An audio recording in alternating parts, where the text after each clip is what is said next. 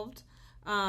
We have evolved in our format, so we are now on many different networks. I tell everybody that we're available everywhere you get your podcast: Spotify, iHeartRadio, Spreaker, all of those particular next, SoundCloud, Apple Podcasts, and then of course there's a link on our Women for Progress radio page.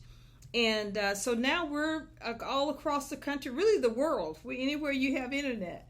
So we're excited about that. And thank you so much for joining us today. I'm extremely excited. I was just sharing some information, statistics in a report, which is appropriate for our conversation today, Women in the Workplace, because the workplace has evolved. I think when we talk about a little later about what you're doing around tech, that's going to be explosive to what you're doing in your work is, it's extremely timely. So I'm excited to have that conversation with you around women. Now, I want to remind our audience that you're tuned in to the Working Woman Report, and we highlight the work of women throughout the state of Mississippi. And we have with us today Dr. Nashley Cephas, and I want to get right into our conversation. And the first thing I want to just share with you, just a little brief bio from her. Dr. Nashley Cephas is the Applied Science Manager for Amazon's Artificial Intelligence Initiative, focusing on fairness and identifying biases in technologies. She formerly led the Amazon Visual Search team in Atlanta, which launched visual search for replacement parts on the Amazon shopping app in June of 2018. This technology was a result of former startup ParkPick Atlanta being acquired by Amazon, for which she was the Chief Technology Officer prior to working at ParkPick. She received her PhD from the School of Electrical and Computer Engineering at the Georgia Institute of Technology in 2014 and worked for a year with Exponent Technical Consulting Firm in New York City. Her core research has areas were digital signal processing, machine learning, and computer engineering. She received her BS in computer engineering from Mississippi State University.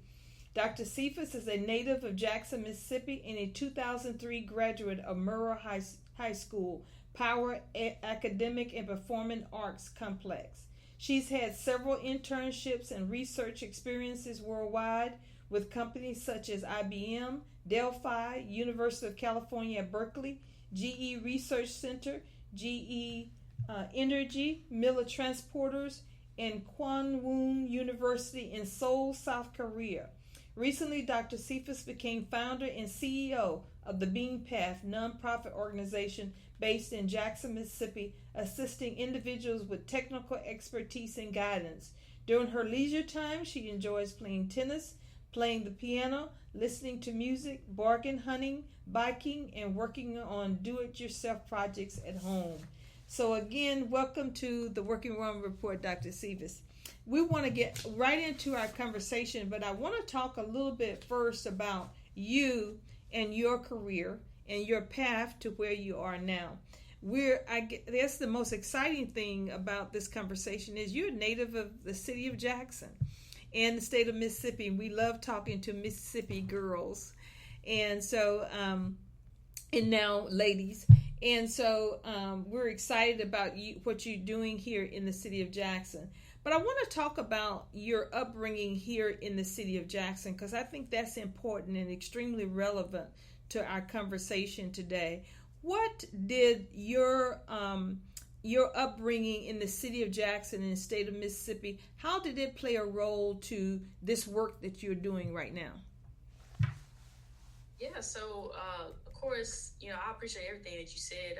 I'm happy to be here, and I'm glad we worked through the kinks on my end, and I apologize again, but I'm really excited to be here talking with you again. I always love working with you all and collaborating and just helping to, better educate people about technology and the benefits of it and, what that path, and even if it's your chosen career path or not, or even if you just use it, to help with, your business or your financials or, helping to lead you to better financial stability. And I love preaching that, as I say, preaching that gospel everywhere I go. And so I am Also, like you mentioned, a graduate of Murrah High School. Being from Jackson and being from Mississippi, there's not a person who knows me who doesn't know that I'm from Mississippi. And I've lived and worked all over the world, and spent a lot of time in Atlanta. I'm actually splitting my time right now between Atlanta and Jackson, but I was always wanting to come back to Jackson, and that's still the case. And I always saw that, in order for me to achieve what I'm trying to achieve, I probably will have to leave to get what I'm trying to get in order to bring it back. Mm-hmm. And so that's the way that I look at it. I grew up in a house full of women. My mom, my grandmother, my sister, and had a bunch of aunts and cousins and stuff. And, we all were working, as you say, working woman. We were working women. Mm-hmm. And so anytime anything needed fixing, we would fix it. We would get down and dirty with the lawnmower, with hanging the ceiling fans.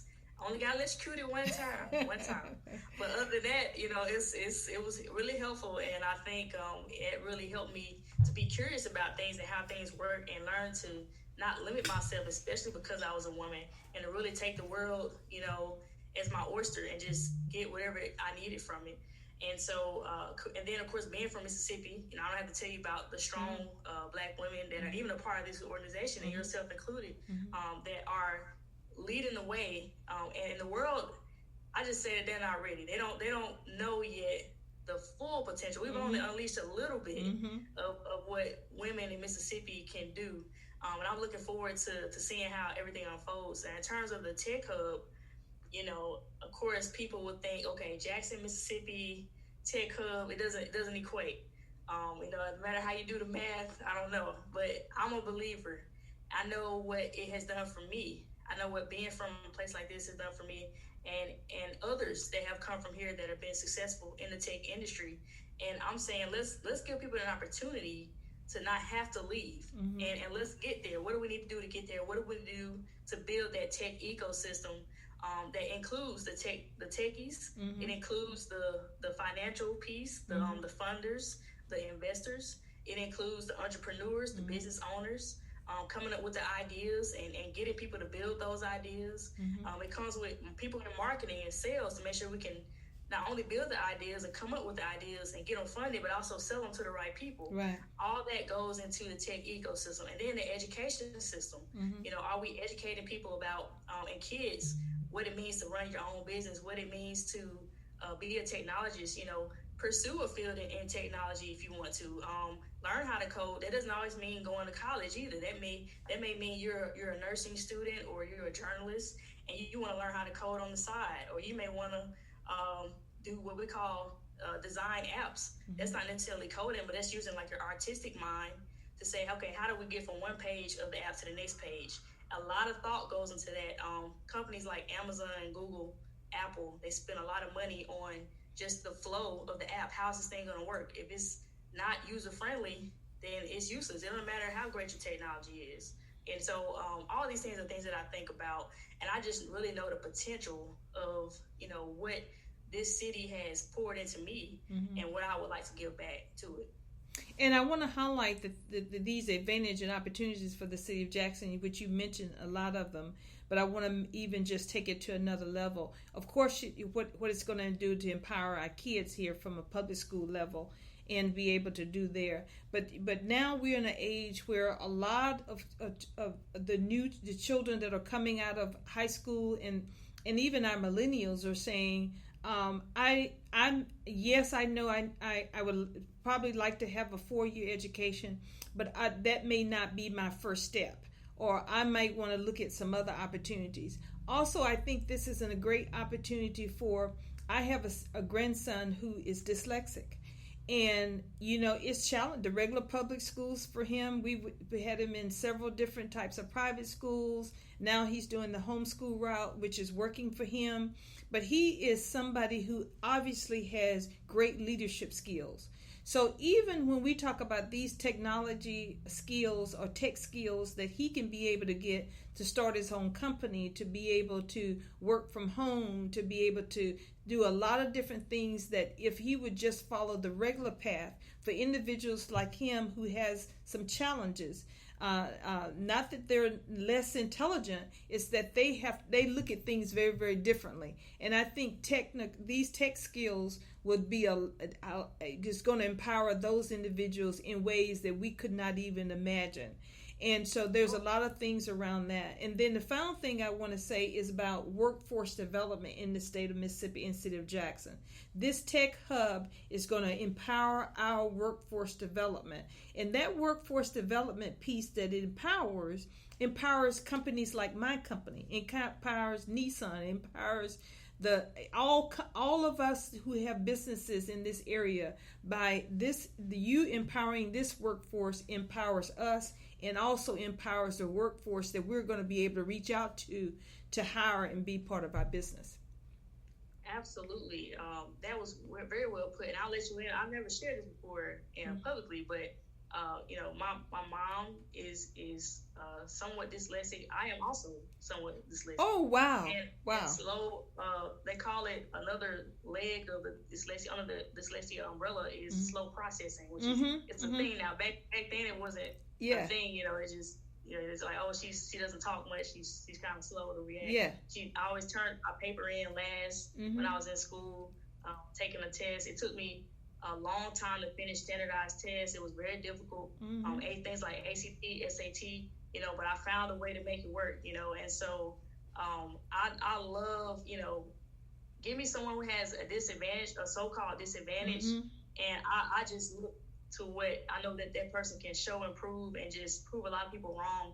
It's exactly what I've been doing in my career. You think about a Black woman, female from the South, especially even within the tech world, being an expert in artificial intelligence, that's even a small, rare segment in the entire tech industry workforce. And so if you count all the, as they say, the double negatives, the triple negatives, at a certain point they become positives, right? Yeah. And so very unique niche that makes you that much more marketable. Yeah.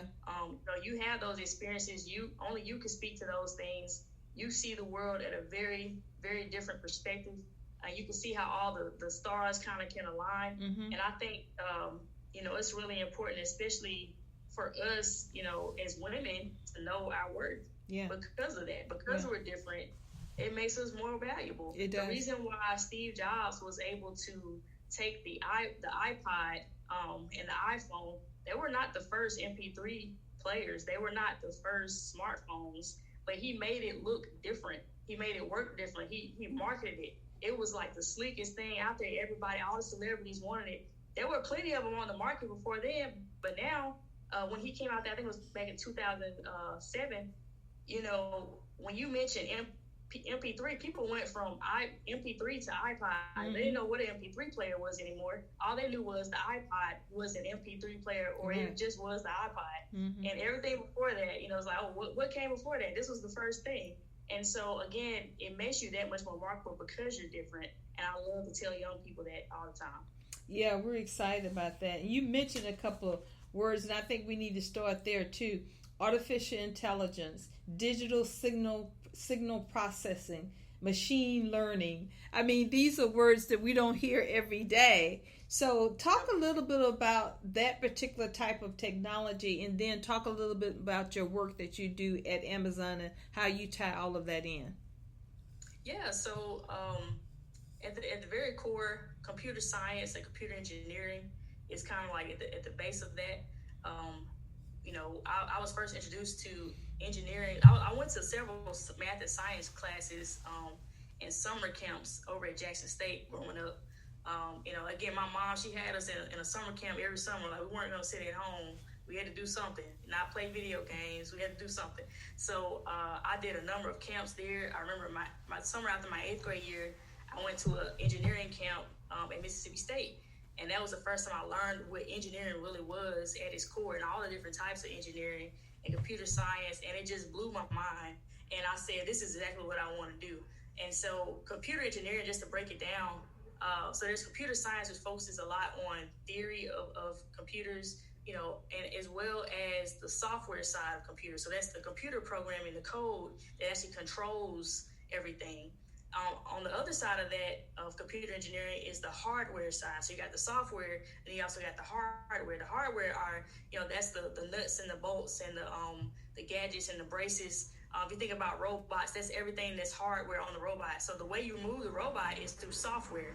And so computer engineering, and this just shows the control freak in me. I wanted to learn how to use the software to control everything about the hardware. And you don't realize it, but computer programming controls just about everything that we touch. Everything from the water that's coming out of the faucet, everything from the electricity that's turn on the lights, reading your meters automatically. Everything has to do with computer programming that controls this hardware, reads the hardware, and presents these messages back and forth. Now, when you get into things like digital signals, we're really just talking about data. Data that comes back and forth. Now, you think about data when we talk on the phone. I'm at one end of the phone. Back in the day, I was at one end of the phone. You were at the other end with the landlines. And, I would talk. The message that I'm talking, the speech that I'm saying is the digital signal. And the signal travels along a circuit to the other end. And that's data that's going back and forth. Nowadays, we have data transferring back and forth. These digital signals going back and forth so fast that when we have dial-up back in the day, very slow internet. When somebody called the house, we had to start the download all over. Like, grandma needs to use the phone, so we got to stop our whole music download, trying to download a CD. But now you can download CDs in a matter of seconds. As that data gets that bandwidth of the digital signal gets wider and wider. We can transfer more data and transfer a lot faster. And that's where, if you think about data, we think about artificial intelligence. Really, all it is. Now, I know we think about AI. We think about Star Trek, data on Star Trek. We think about all these movies like iRobot and all this stuff. But really, what artificial intelligence is algorithms, computer programs that look at lots and lots of data from the past, and it tries to find patterns in that data. So now, when we go out in the wild and everything that we see now going forward, we remember what these patterns are like from previous data, so we now know how to recognize things in the future. And so that happens when we speak into our phones. It's able to recognize your voice because the algorithm has trained itself on a lot of examples of voices. It's trained on different people saying hello, different people saying, hey, Alexa. And hopefully they have enough different types of people saying hello that they can capture all the different types of people, not just people from the West Coast, but people from the South too, hopefully. Not just lighter skinned faces in terms of face recognition technologies, but hopefully darker skinned faces too. Not just men, hopefully women. And you think about it, a lot of people that create these algorithms, a lot of it was based on the West Coast. Silicon Valley erupted there in the early 90s and after the dot-com boom. So the people creating the technology, they're somewhat limited in the way that they think. These things didn't really spread, even though we had brilliant people in other parts of the country, especially in the South. Majority of the technology is built there, and even today, majority of the technology still lives on the West Coast. And so if these people aren't well-rounded, or they're not inviting everybody to the table when they're making the technology, then they're going to have blind spots. That's why you have things in the news about face recognition doesn't recognize dark-skinned women. You have things like it's illegal for law enforcement to use face recognition technology that doesn't work as well for Black people. And there's a lot of articles in the news that are really concerning. People are taking pictures of your face and you don't even know it. A New York Times article said that 50% of people, they collected your data of your face, of your voice, and you didn't even agree to it. But because there are no laws and policies in place to stop companies from doing that, it's already been happening. And so that's exactly what I deal with at Amazon. I am a manager there, artificial intelligence team, and we focus on making sure that our AI technologies are fair and they're not biased. And that's a mouthful, and I could teach a whole lecture, a semester on that. But that's essentially what I work on. So I'm sort of fighting from the inside of the company. Racism within technology. Is that it? Just say racism even exists within our technology? Yeah. That is definitely the concern, and that is definitely something that I'm dedicated to helping to fight and to resolve, and making sure that at least on our end we're doing what we can. But there's a more stakeholders than just the technology companies. There's the policy, there's the government. If the government and lawmakers don't catch up with the technology, then the technology is going to keep going and going, and then there's no regulations, and there's nothing to protect your privacy. There's nothing to make sure that they don't take over your data without you saying it. And so this is a big issue. There have been congressional hearings. I've actually been to Capitol Hill on behalf of Amazon and members of Congress, spoken to members of Congress myself. And so it's a big thing that's going on. I love to just educate people on that. Hey, this is a thing. This is going on right now. And you talked about algorithms, and I think one of the things that's been big now, I mean, if we go to a website, and then next thing you know, by the time we get home and we open up our Facebook and somebody's already sent us an ad regarding whatever we saw on another page. I think that's been concerning for me. I guess it's been conflicting for me from a business standpoint. I'm excited about it because to use it in my business has been helpful. From a marketing standpoint, it's a great tool to have that's not expensive, and we can do some things to help track the people who are interested in our services. But on the personal side, I'm extremely, because it is almost like somebody is watching every single thing you do, every decision you make, every click you make. Why should we be concerned about this particular technology, and why we should be excited about it? Right. So, and I know this is a lot of women associated with this group are very political savvy, and so I'll just say that at these congressional hearings, they're pretty bipartisan. A lot of times, the red wing is really concerned about their privacy, and then of course the blue wing is really concerned about your rights being violated. And so both of them, regardless of whatever is their biggest concern, they're coming together and they're saying we need to do something about it. And if we don't, then who knows what this is gonna end up. And so it's very important, again, as the users of the technology. And that's another thing, like, we got to remember that a lot of us, especially as Black women, especially as the Black community, Black and brown, underrepresented, or whatever you want to refer to them as, we don't know as much about technology. Black females still make up 3% of the tech industry. And I am actually the only Black female applied scientist at Amazon out of 1,000 or so. Wow. And things are changing. They're definitely, I've been there 4 years now, things are changing, but it makes you wonder, what's going on. But I know exactly kind of what's going on. I've been going through it all my career, but it is important for people to, one, understand how the technology works. That's why with our nonprofit, The Beam Path, we love to expose regular everyday people who are not in the tech field to what these technologies are doing. And not that it's always a bad thing, but we just want you to know. We just want you to be able to know. If you choose to still use the Face app and let them take a picture of your face and show it what it looks, your face look like when you're 10, 20 years older or 10, 20 years younger, if you so choose to do that, then that's on you. But at least you should know that they have all the rights to your data. They can sell it and reuse it however they want to. That's on the other end of that. Like you said, I'm split. On the technology side, I am a technologist, and I also haven't, seen both angles, to both perspectives. I love the technology. I know it can do some amazing things and can help a lot of people. But just like you have weapons, right? If you think about, gun control and gun policies, people can use those things for good and they can use those things for bad. And the same thing for technology. So I always say educate yourselves or get some education on how the technology works, just at a basic level, so you can make an informed decision. Also, we want to make sure that the companies are being held accountable. These big tech companies, we've seen a lot back and forth about taxes, and who maybe not paying taxes, but what about the big companies? Are they paying taxes? And it's a lot going on there. We want to make sure that they're being held accountable, and who's going to hold them accountable? Well, more than likely it's going to be the government. And so the government has to know how these technologies are working. When I go to Capitol Hill and speak to members of Congress, I spend majority of my time just explaining how the stuff works. And if they're going to make policies and regulations on how technology is supposed to be used and enforced, they need to know how it works.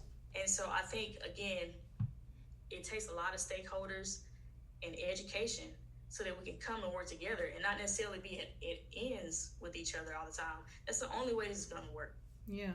And I want to touch on what the statistics you just gave, and that's a very important topic for us to talk about, is the percentage of women. You know, the Department of Labor has highlighted several careers that they classify as non-traditional for women. And when they call it a non-traditional, that means that they're in the single digits as it relates to the percentage of participation in that particular industry. And of course, in my area of transportation, that's one of the ones that are on the list. The opportunities there are boundless. And if you want to get into transportation, by the way, I'm going to give a plug and say reach out to DSE Training Academy. To all women out there that are interested in getting in the industry. But they're listed several different, of course, construction and other areas like electrical contracting and other things. But also what we find very surprising is IT is on that list. Technology, you know, the percentage, they're classifying that as a non-traditional job for women. And when we look at a society that we live in, everything, as you stated early on, is about technology. So why are we still at 3%? What is it that we need to do to awake women to these opportunities? And I want to say specifically, it is about opportunities. It's higher paying wages, is opportunities to work in spaces that are not your typical 8 to 5, which we know is advantageous for women because we are raising families and doing other things. So why are we still at single digits in this technical field, which obviously has amazing opportunities and have a clear pathway to these opportunities? So talk about that. Yeah, so I do want to say really quickly, if there are any female general contractors out there, please get in touch with me. I would love to work with you on the Tech Hub, the Tech District project. You know, there's a lot of, it's very male dominated, I understand that, but if there's an opportunity to work together, please reach out. I think to answer your question regarding, you know, why is the number so low? So it's very difficult when when you feel like you're the only one. And this can apply to, I'm pretty sure it can apply to other industries as well. But I think particularly in the tech industry, you think about an industry that has been led and dominated mostly by, you know, white men, and also many people don't realize this, but international people, foreigners, immigrants. Majority of my team at Amazon are East Asian males or Indian males. Or Europeans. I think I may be the only American actually now I think about it. Wow. So yeah, and this is very common across big tech companies now. Not saying that that's a bad thing in terms of how I'm treated every day. Like I have some teams that they treat me like a queen, and it's a great experience working with them. We learn a lot from each other. We benefit from each other. Actually, one of my old Indian colleagues, he told me when I first started Amazon, he was like, yeah, I'm a manager here, but back in India, I own 3 shopping malls. And I was like, what? I was like, wait a minute, I'm doing this all wrong. Hold up. And so he was telling me, and that's actually where I got a lot of the motivation to like start the Beam Path, do the Tech Hub, you know, purchase the Tech Hub, purchase the land. And the more I digged in deep and found out more about Black ownership versus white ownership in Jackson, in the downtown area, you know, the more I was just, you know, like, of course I probably would guess it, but I was just taken aback by some of the numbers, and how disappointing it was, you know, like, well, what's going on? It's a majority Black city, but we have hardly no Black ownership in the city, you know, and so I was wondering about that, but I got a lot of that motivation from him, so I'm not saying that it's necessarily a bad thing, but I've also had situations where it's been terrible. I've been second guessed. I've had to show and prove forever and ever. And you get tired of that. That's taxing. It weighs on you. You start second guessing yourself. And then you start wondering, should I even be here? And eventually you just quit because you're tired of it. Or you go start your own company, or you get out of the industry altogether. And it's like you said, people are wanting to raise families, and it's a lot. It takes a lot of emotional, you know, stress and things like that. Secondly, if there are not a lot of people who look like you there, then it's hard for some of the other folks to relate to what you're going through. So you don't really have a good support system. You don't have good mentors all the time in the tech industry. I've been blessed to have several throughout my career.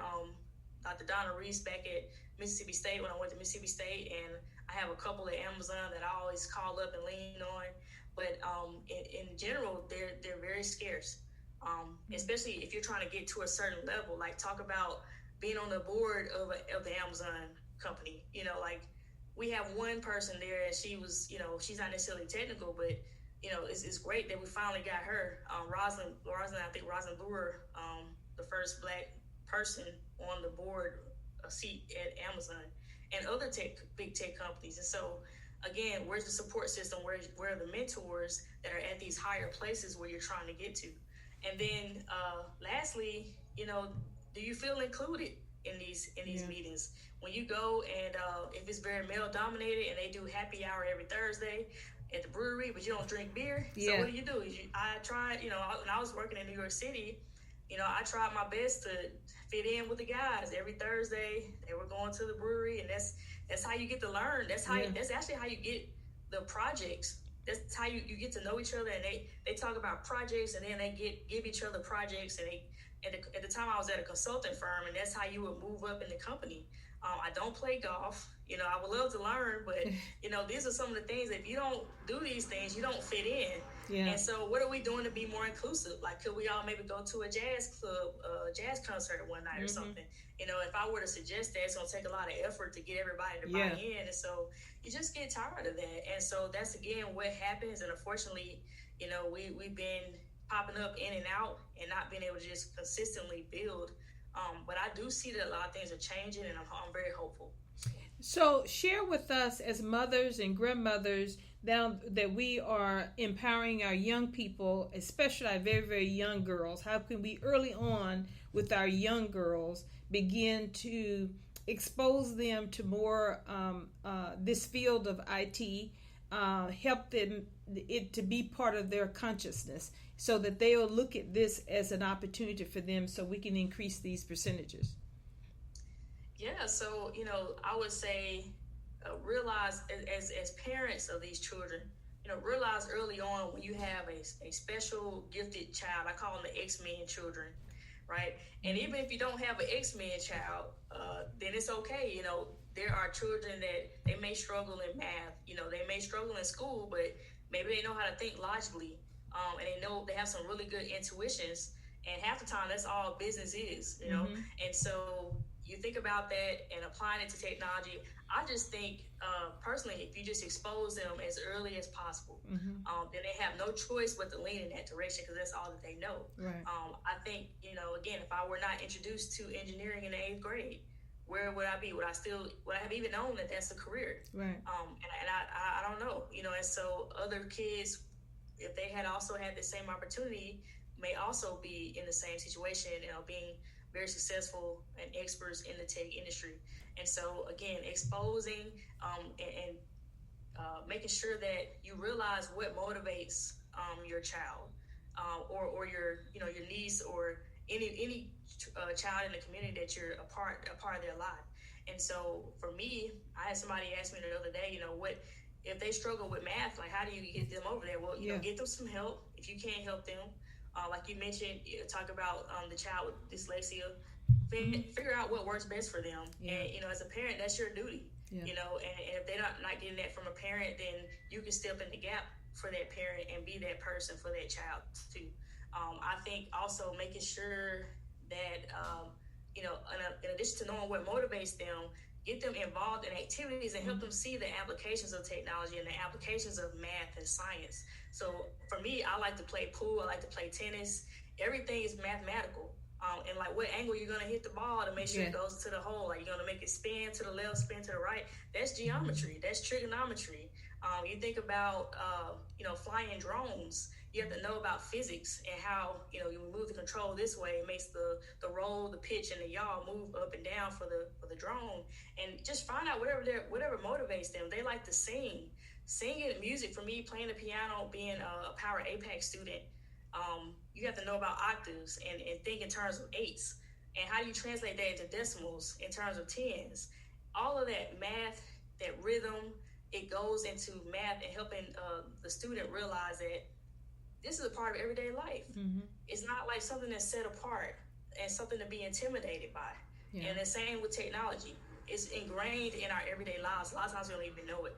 And so I just hope, that people can show this to the children. Children can be more motivated once they know these things. And I agree with you. My grandson who has dyslexia, I think because he knows he has to build these tools around him to accommodate some of his challenges, it makes him curious. He's extremely curious. He wants to know. He wants to learn. He wants to talk to people. And I like the idea that you said just exposing them to things. I think I think what it does is empower them too. They don't feel they feel like if the more information they have, better equipped that they're going to be. And don't think of it as just as in math or my goodness, he only getting 70% in science and 70% in math or whatever. Yes, you want to provide some tools around that they can increase those scores, but don't just make it about the academic. My grandson he's into a lot of trying to he likes feeling successful. And he's a September baby, so he's now has his A-type personality, so he wants to do everything well, Yep. You can imagine how that feeling has to be for a child of dyslexia, that you want to be perfect. I mean, that is a challenge and a burden that you put on yourself every day, but also you can use it for your child's benefit to succeed and help him with that. So it's been exciting for me as a grandmother to watch him grow and develop into the leader that I just know he's going to be. And I say there's parents out there everywhere. We have to, of course, share our stories like we're having these conversations now. We have to share our successes. And because, as you stated, like for your mother and yourself, it is very different for every single person. And every person is not pigeonholed. You can't say, well, this person has this, so he's going to think this way, or he needs this. It is very challenging for us as parents and grandparents to find that niche. My grandson went through 3 or 4 private schools that we paid substantial money for, and none of them was a fit for him. And so all of them provided some stuff, but it just was not a fit for him. So I know that other parents I talk to say the same thing. So I want to talk about what you're doing with the Bean Path, because specifically what's going on at the Bean Path addresses many of these issues that we talk about and help our community and parents navigate these technical challenges that we have. So what was the catalyst for the Bean Path, and what is your vision for it and how it should impact our community here in the city of Jackson? Yeah, so the Bean Path, we started in 2018, and we were doing these free tech office hours at the local libraries. And so we would move around to different libraries in the city of Jackson, doing this once a month. Mm-hmm. And we've been to Eudora Welty. We would do quite a few at Medgar Evers. We've done some at Richard Wright and some in the Clinton Library. We're going to add more prior to COVID. Then we switched everything to being online and virtual. But we do have a workshop every month, and we kind of expose you to another area of technology. Most of the people that come to our tech office hours, they're needing help with, they need help with their computer or their phone. They need to get someone to help them build a website, and we teach you how to build a website.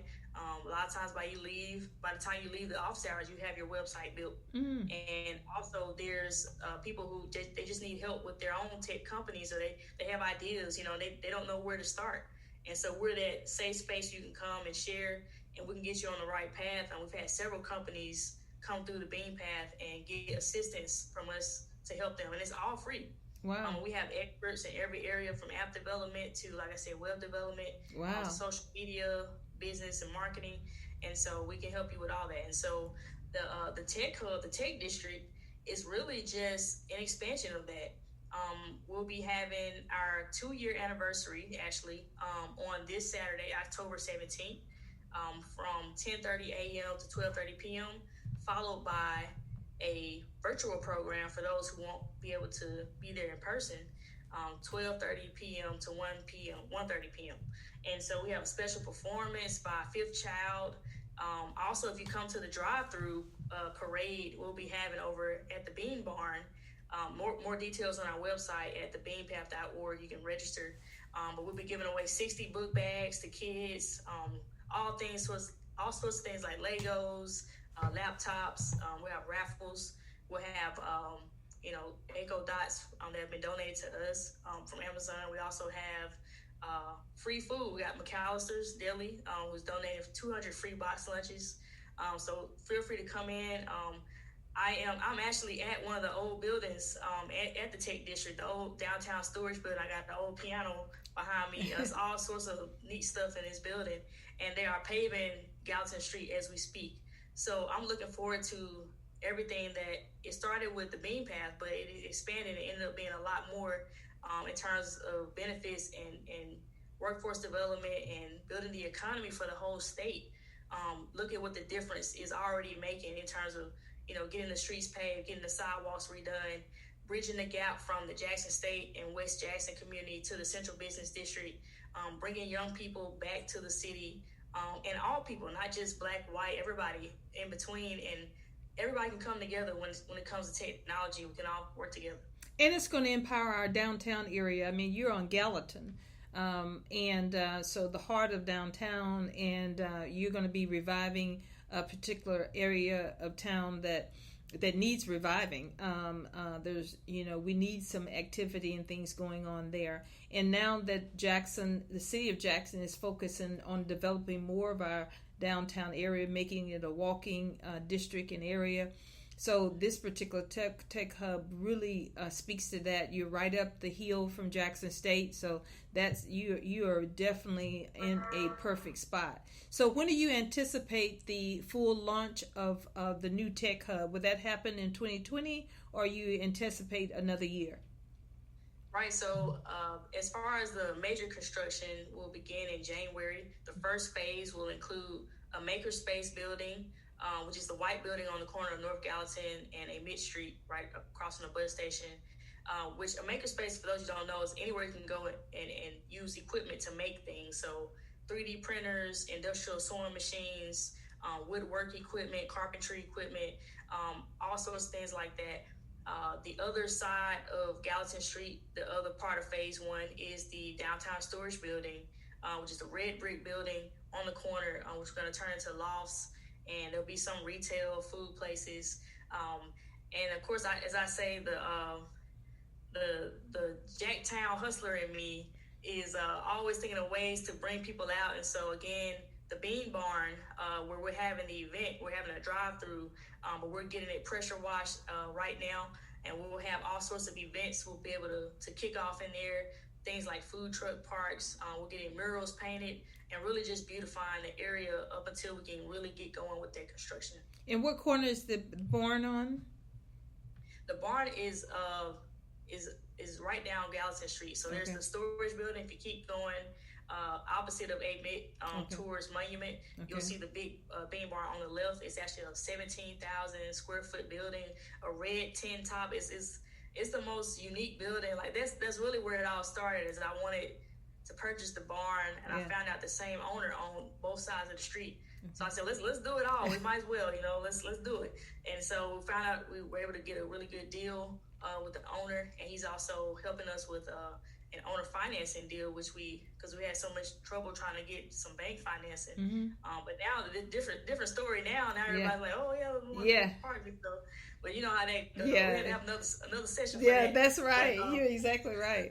And that brings us to, we need to talk about working together to talk about even just sharing your process to this ownership thing with other women, and what creative ways that you use to be able to accomplish what you get accomplished. Because I say to women, I said this when COVID first started, is this is going to be a time where women have to work together like we have never worked together before. We have to break those barriers down. We have to share information like we've never shared before to really empower each other's work. So we look forward to another conversation around that. This has been an awesome conversation. I want to remind people October 17th, that's this Saturday, right? And the drive-through event is 10 to 12:30 p.m. There's a virtual event for those who are not getting out from 12:30 to 1:30 at the barn, and we'll share that information too. And they can register on the Bean Path website. Is that correct? Yes. Okay. The drive-through actually starts at 10:30. Okay. But again, we'll probably still be there at 10, so might get a little early sneak peek. Yeah. And get in line for all those wonderful exchanges too. Yep. So, and is that beanpath.com?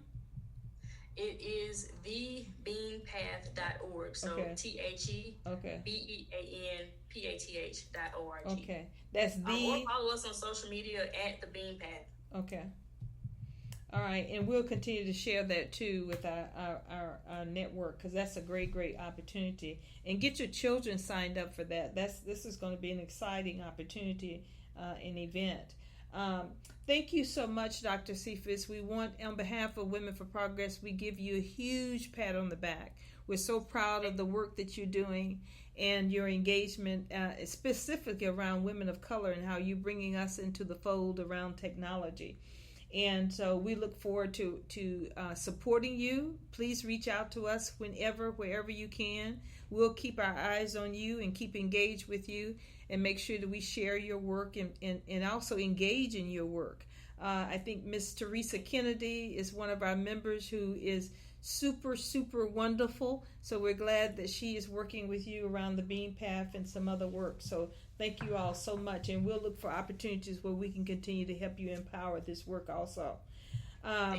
So I want to remind the audience, this is the Working Woman Report, and today we've been talking to Dr. Nashley Cephas, who is in leadership, tech leadership at Amazon, and is an economic developer. We can put that title to you now, Dr. Cephas. The economic development that she's doing here in the city of Jackson with this new tech hub that's going to empower so many and going to be able to sustain us in ways that many other opportunities have not. So thank you so much again. We appreciate you all for tuning in to us. Thank you for taking the time out. I know it's very busy. What you going to do with that piano that's behind you? This is one of like 3 here. So wow. I don't know. Maybe we'll have a little jazz segment next time. I don't know. Yeah, that's right. Amazing. Well, thank you so much. Have a great week. All right. See you on Saturday. Bye-bye.